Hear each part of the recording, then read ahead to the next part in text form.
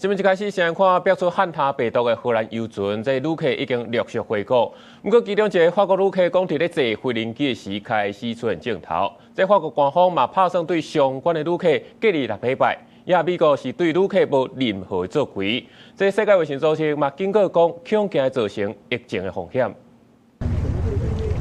法國總理勒克努甲衛生部車站證實，爆出漢他病毒感染的洪迪亞斯遊輪有5個法國人，其中1個人佇咧專機出現疑似的症頭，5個人落飛輪機了後，隨送去到巴黎的陛下病院隔離72點鐘。出現症頭的乘客24點鐘內就知影敢是確診，其他無症頭的乘客會轉去厝裡隔離6禮拜，也是歐洲目前上較嚴格的隔離措施。Alors l'incubation elle est de 6 semaines. Alors elle est souvent dans les 15 premiers jours, mais elle peut aller jusqu'à 6 semaines. Pour cette raison que nous prendrons des mesures d'isolement qui dureront les 6 semaines.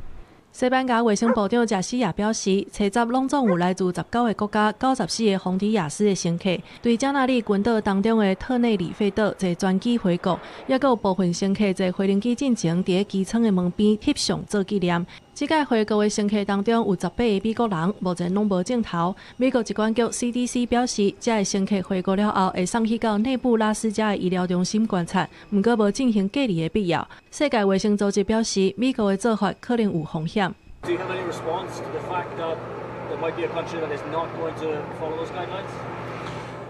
That may have risks, but of course we don't force them except proposing.